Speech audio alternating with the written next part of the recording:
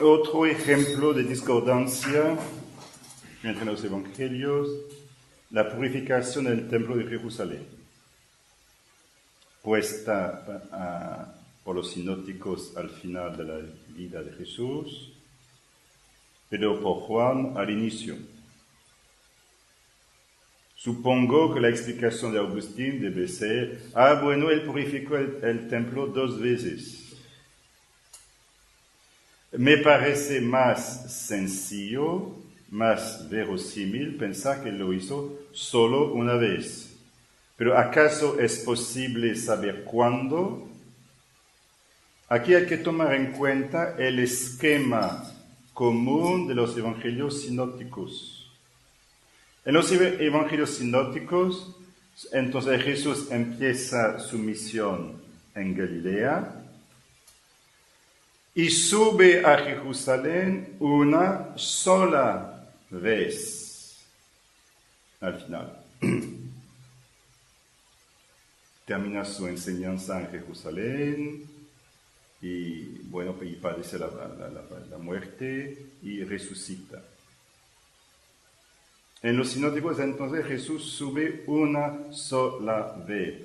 Yo sé que Lucas menciona una subida cuando Jesús tenía 12 años, pero precisamente eso sucedió antes del inicio de la apostólica de Jesús. Entonces, la pregunta aquí sería, ¿pero realmente Jesús subió una sola vez a Jerusalén? ¿O no? Porque Juan, de su lado, menciona 3 subidas a Jerusalén. La primera en el capítulo 2, después de Caná. Y históricamente parece más probable. Y de hecho, Juan, aunque sea el más simbólico y teológico de los evangelios, muchas veces es también lo más histórico. Es una paradoja, pero es así. El esquema de los sinópticos, según una hipótesis interesante, podría provenir de la catequesis. Sea un esquema catequético, o sea, para instruir a los catecúmenos en la fe cristiana. Tal vez los apóstoles, Pedro, por ejemplo, hacían una exposición de la vida de Jesús según este esquema. Es posible, por lo menos es una hipótesis interesante. Juan escribió mucho más tarde que los sinópticos y que no deseaba repetir las mismas cosas, tenía una libertad más grande. En Juan, Jesús sube a Jerusalén 3 veces. Lo que parece más verosímil a nivel histórico. Es más probable entonces que la purificación del templo sucedió al inicio que al final. Al final hubiera sido más difícil porque ya Jesús encontraba mucha hostilidad entre los fariseos. Mientras que al inicio Jesús estaba empezando su predicación, era mucho menos conocido, entonces tenía una libertad más grande. Pero al final de su vida, yo no digo que hubiera sido imposible, pero hubiera sido más difícil. ¿Sí? Porque pienso yo en la autoridad que fue ganando Padre también a lo largo del tiempo para hacerlo al final y realmente hacerlo con autoridad. Sí, pero bueno, no tenemos certeza. A mí me parece más probable que sucedió como Juan lo dice al inicio. Y los sinópticos, ya que solo mencionaron una sola Jerusalén, no tenía otra posibilidad solo que mencionar la purificación al final de la vida de Jesús. Pero en ambos casos se trata de una discordancia solo con relación al tiempo, cuando sucedió. Pero sucedió. Historicidad sustancial o esencial. Pero cuando, si sucedió al inicio o al final, me parece más probable que sucedió al inicio, pero no es cierto. Cada uno puede tener su opinión personal. Después de esas reflexiones sobre los evangelios, vamos a pasar a las cartas del Nuevo Testamento. Introducción a las cartas del Nuevo Testamento. Padre, no menos antes de los evangelios, en cuestión al orden que tenemos, ¿tiene que influye algo esto? En cuanto al orden de los 4 evangelios, Mateo, Marcos, Lucas y Juan. ¿Cuál es la pregunta? Ajá, estas hipótesis influyen en el orden que se nos ha dado ahora. No, porque es una orden tradicional, muy antigua, que no es inspirada por el Espíritu Santo. El contenido de cada evangelio sí, pero la orden de los documentos dentro del Nuevo Testamento no. En el caso de Pablo, 3 cartas. La orden tradicional dentro del Nuevo Testamento es esta, la más larga al inicio, Romanos, y la más corta, Filemón, al final. Es una orden de tamaño decreciente, algo semejante en el Corán de los musulmanes también. Y también en la carta de San... Bueno, no, eso es otra cosa. Entonces tenemos 21 cartas dentro del Nuevo Testamento. Es un género literario que casi no se encuentra en el Antiguo Testamento, con la excepción de algunas cartas bastante cortas, integradas en otros libros, por ejemplo, carta de Jeremías. 13 cartas atribuidas a Pablo, 9 cartas a comunidades y 4 a individuos, que son Timoteo, Tito, Filemón, y 9 cartas comunidades, pero son 7 comunidades en total, ya que 2 comunidades recibieron 2 cartas. Las cartas de Pablo no eran reservadas a sus destinatarios oficiales, pero circulaban entre las comunidades. Tenemos una atestación de esto en Colosenses 4:16. Una vez que hayáis leído esta carta entre vosotros, procurad que sea también leída en la iglesia de la Odisea. Y por vuestra parte, leed vosotros la que venga de la Odisea. Entonces Pablo mismo esperaba que sus cartas fueran divulgadas entre las comunidades cristianas. En el caso de Colosenses 4:16 hay una pregunta que surge: ¿qué es esta carta a la Odisea? 2 posibilidades. Primera posibilidad, se extravió y la hemos perdido. Perdimos una carta de Pablo. Segunda posibilidad sería la así llamada carta a los Efesios. Porque hay un problema particular en el caso de la carta a los Efesios.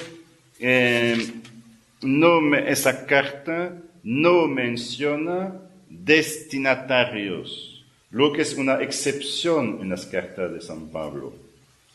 En las demás cartas, Pablo siempre empieza mencionando los destinatarios, pero en Efesios no.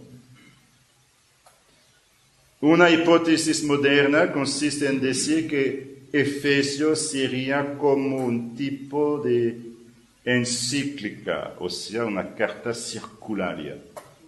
Puede ser. Entonces, la misteriosa carta a la Odisea sería una carta específica que desapareció, que fue perdida, o la carta a los Efesios. Es posible la hipótesis de haber perdido cartas de Pablo, es una hipótesis posible.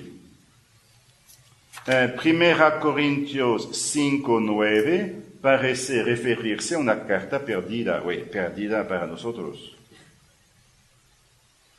Primera Corintios 5:9. Al escribiros en mi carta que no os relacionaráis con los impuros, no me refería a los impuros de este mundo en general, o a los avaros, a ladrones o idólatras. Aparentemente, Pablo escribe una carta anterior a 1 Corintios. Y no la tenemos. Bueno. Ya les dije que Pablo dictaba sus cartas, ya que escribir una carta era una profesión, la de escriba, el arte de caligrafía, o escribir de manera correcta y linda. Probablemente Pablo dictaba y el escriba no escribía luego con tinta en el papiro, sino que escribía en estenografía antigua en una tablilla de cera. Y después, con calma, escribía con tinta sobre el papiro, porque escribir en caligrafía sobre el papiro es un proceso que necesita tiempo y era difícil que Pablo esperara, más devagar, por favor. Pablo, apóstol a los hermanos de la comunidad. No, es probable que el escriba tomaba notas en una tablilla de cera y después con calma copiaba con tinta. Escribía sobre el papiro. Ya mencioné también que Pablo a veces tomaba la pluma. Vimos el caso de Gálatas 6:11. Mirad con qué letras tan grandes os escribo de mi propio puño. Pero era común especialmente al final de una carta. 1 Corintios 16:21, el saludo va de mi mano, Pablo. Colosenses 4:18, el saludo va de mi mano, Pablo. Acordaos de mis cadenas, la gracia sea con vosotros. Filemón 19. Yo mismo, Pablo, lo firmo con mi puño, yo te lo pagaré. Y segunda carta a los Tesalonicenses 3:17, el saludo va de mi mano, Pablo, esta es la firma en todas mis cartas, así escribo. Muchas veces Pablo menciona al inicio a una otra persona. Primera carta a los Tesalonicenses, Pablo, Silvano y Timoteo a la iglesia de los Tesalonicenses. Pablo, Silvano, Timoteo, y es muy común. Primera Corintios, Pablo, llamado a ser apóstol de Cristo Jesús por voluntad de Dios, y Sóstenes, el hermano. Tal vez diríamos la primera carta de Pablo y Sóstenes. ¿Quién era Sóstenes? Tal vez el jefe de la sinagoga de Corintio, mencionado por Lucas en los Hechos de los Apóstoles, que fue golpeado por los judíos delante del procurador romano Galión, que a él no le importaba. Tal vez, parece bastante probable. La pregunta aquí es, ¿cuál es el sentido de la mención del coautor? ¿Es una cosa que tiene importancia o no? Bueno, los exegetas, que yo sepa, no están de acuerdo. Hay varias teorías. Algunos dicen, bueno, eso no tiene ninguna importancia. Otros dicen, bueno, es un testimonio lindo de la colegialidad de Pablo, que quiere asociar a sus colaboradores. Timoteo, Sóstenes y otros. Puede ser. Sería un acto de colegialidad. Timoteo, de nuevo, 2 Corintios, Filipenses también, Pablo y Timoteo, sí. Y la carta a Filemón, Pablo y Timoteo. Pero hay otros que tienen otro parecer, observando que era muy excepcional en la antigüedad griego-romana encontrar cartas escritas por varios autores al mismo tiempo. Entonces, algunos exegetas contemporáneos dicen, tal vez la mención de Timoteo, por ejemplo, podría significar no solo acto de colegialidad, Timoteo está conmigo, predicamos juntos el Evangelio, bueno, pero tal vez más. Tal vez significa que Timoteo colaboró en la redacción de la carta. Es una hipótesis nada más, pero interesante. Tal vez significaría que el coautor colaboró en la redacción de la carta. El esquema de una carta de Pablo sigue el esquema tradicional de una carta helenística de la antigüedad. En primer lugar, mención del autor, de los destinatarios y saludo. Pablo a Timoteo, saludo. El saludo, bueno, en hebreo el saludo típico sería shalom, es lo que significa paz. Cuando Jesús dijo a los apóstoles, la paz esté con vosotros. Shalom.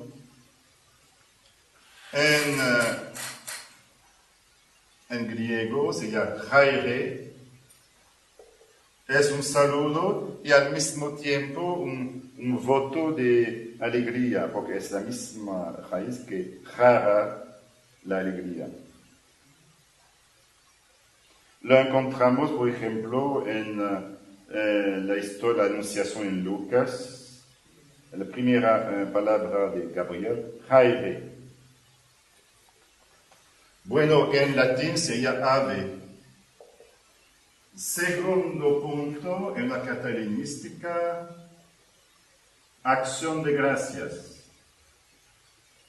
Yo agradezco a los dioses tu buena salud, etc. En tercer lugar, el mensaje principal. En cuarto lugar, la conclusión, voto de salud y adiós. Las cartas de Pablo siguen este esquema, pero con algunas modificaciones interesantes. Porque normalmente en la antigüedad helenística el inicio era muy corto. Pero a veces en Pablo la introducción de la carta es larga. La más larga es la carta a los Romanos. 7 versículos. Con mucha densidad teológica. Pablo siempre se presenta como apóstol. Y los destinatarios no son solamente mencionados, sino que son cualificados teológicamente, como lo vemos en el caso de los tesalonicenses. Pablo, Silvano y Timoteo, a la iglesia de los tesalonicenses, en Dios Padre y el Señor Jesucristo. Otra modificación. En lugar del saludo común en griego, haire, Pablo tiene siempre, casi siempre la misma formulación, gracia y paz de parte de Dios nuestro Padre y del Señor Jesús. Una formulación casi invariable, casi. Gracia y paz de parte de Dios nuestro Padre y del Señor Jesucristo. Sí, 1 Tesalonicenses, Pablo, Silvano, Timoteo, a la iglesia de los Tesalonicenses, en Dios Padre, Señor Jesucristo, a vosotros gracia y paz. Otra modificación, en lugar de cumplimentar a los destinatarios con relación a su salud física, lo hace con relación a su caridad. Por ejemplo, 1 Tesalonicenses 1:3, tenemos presente ante nuestro Dios y Padre la obra de vuestra fe, los trabajos de vuestra caridad y la tenacidad de vuestra esperanza en Jesucristo nuestro Señor. 2 Tesalonicenses 1:3, tenemos que dar en todo tiempo gracias a Dios por vosotros, hermanos, como es justo, porque vuestra fe está progresando mucho y se acrecienta la mutua caridad de todos y cada uno de vosotros. Colosenses 1:4,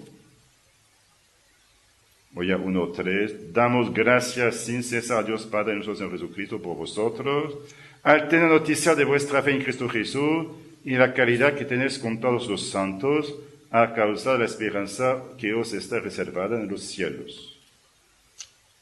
Filemón 4.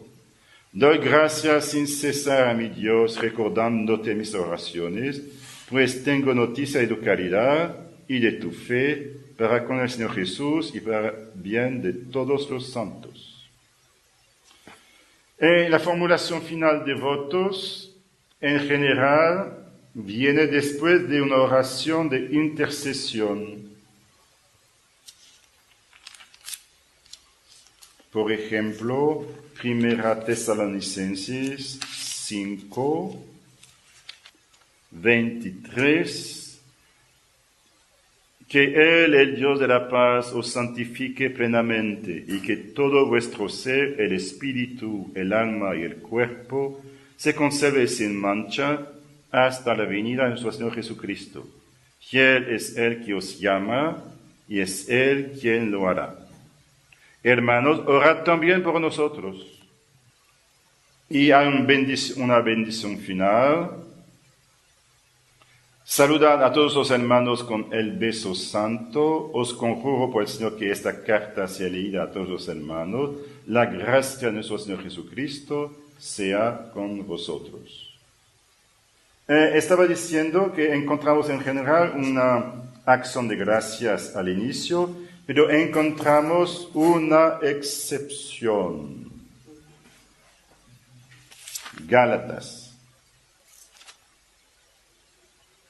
Pablo, apóstol, no de parte de los hombres, ni por mediación de hombre alguno, sino por Jesucristo y Dios Padre, que lo resucitó de entre los muertos. Y todos los hermanos que conmigo están, a las iglesias de Galacia. Gracia a vosotros gracia y paz a vosotros, de parte de Dios nuestro Padre, el Señor Jesucristo. Pues es el voto tradicional en Pablo. Cristo que se entregó a sí mismo por nuestros pecados, para librarnos de este mundo perverso, según la voluntad de nuestro Dios y Padre, a quien sea la gloria por los siglos de los siglos. Amén. Y después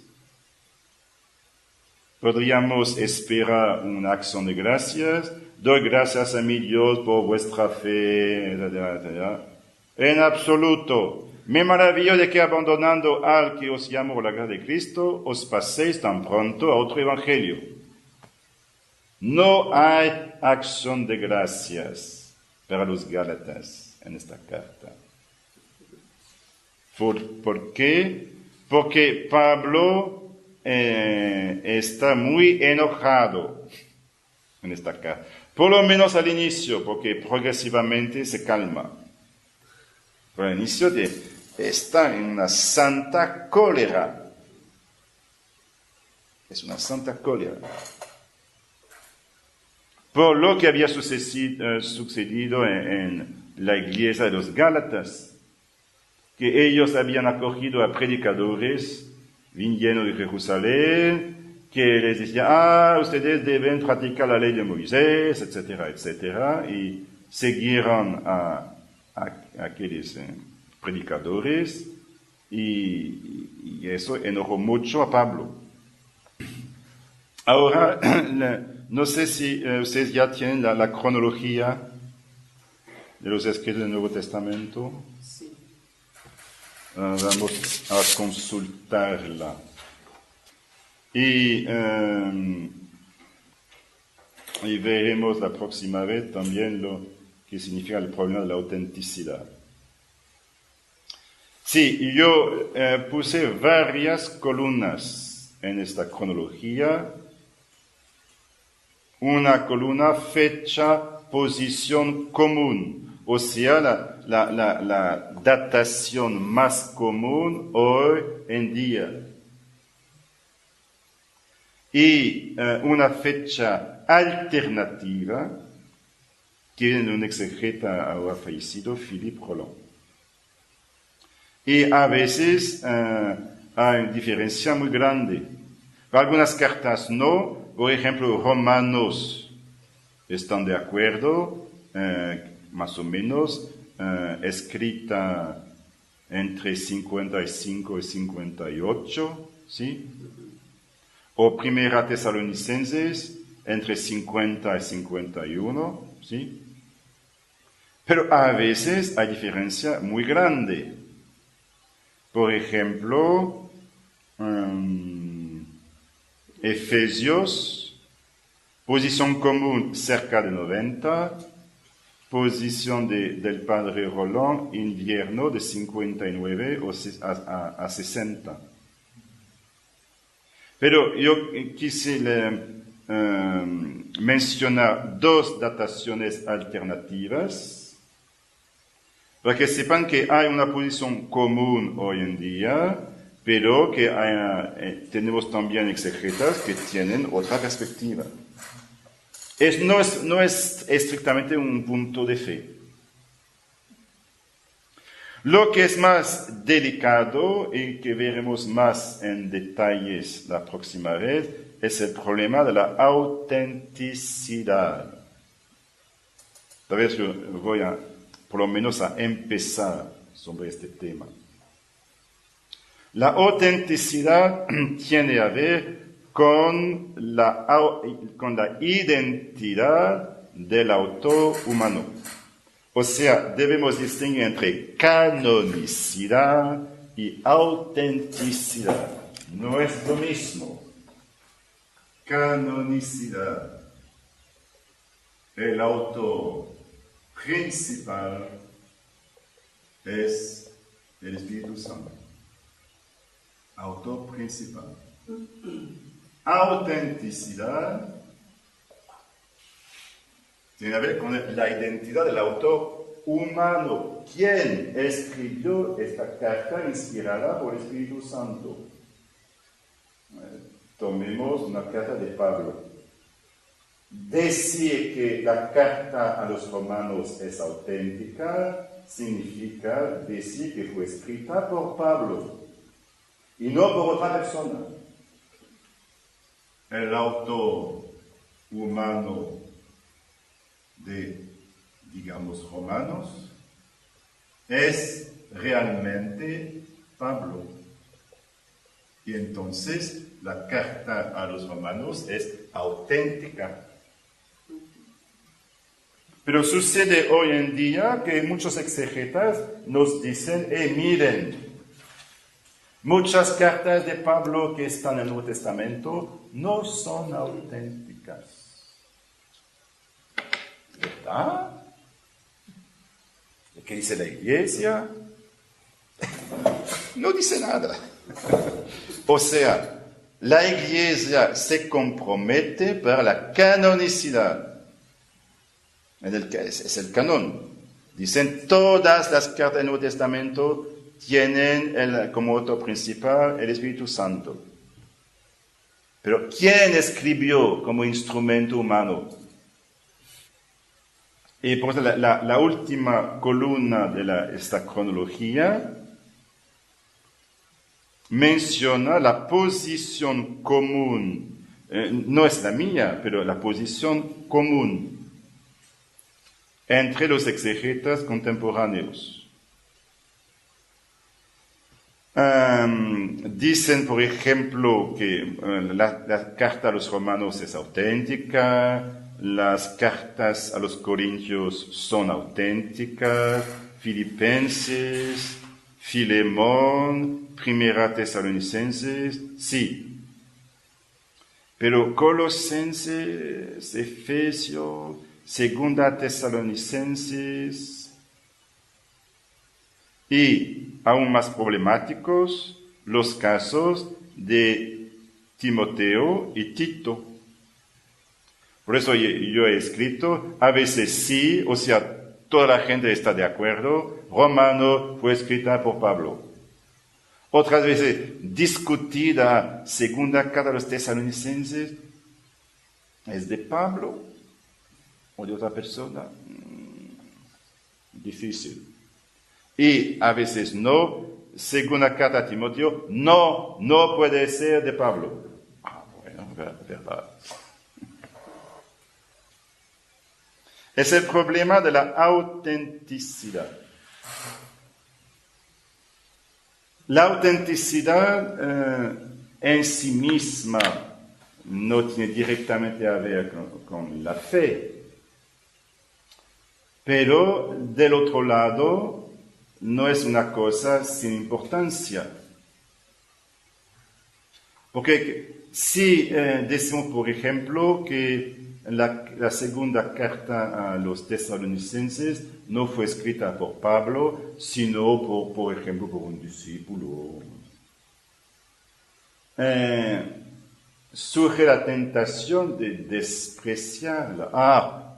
Bueno, esta no es de Pablo. Y hoy en día, por ejemplo, hay exegetas especialistas de Pablo que escriben la teología de Pablo, o sea, cuáles son las concepciones de Pablo sobre Cristo, sobre la Iglesia, sobre la vida cristiana. Muy bien. Pero sí, pero ¿qué cartas van a incluir? En mi libro sobre San Pablo no tomé en cuenta Efeso porque yo pienso que no es de Pablo. Entonces yo dejo esa carta para otros autores, pero a mí no, yo estudio solo las cartas auténticas. Bueno, auténticas, ¿quién dice cuáles son las cartas auténticas? Son hipótesis exegéticas, nada más. Entonces mañana entraremos un poco más en los detalles y veremos esta noción con la expresión técnica, la pseudepigrafía, que tiene a ver precisamente con el problema de la autenticidad. Ya habían oído antes que algunas personas piensan que algunas cartas de San Pablo no son de Pablo. Eso sí. Sí, ya. O sea, nada más de que no se aseguraba la autenticidad propia de Pablo. O si el Apocalipsis fue escrito por Juan o no por Juan, etcétera, etcétera. Es el problema de la autenticidad. Gloria al Padre, al Hijo y al Espíritu Santo. Como era en el principio, ahora y siempre, por los siglos de los siglos.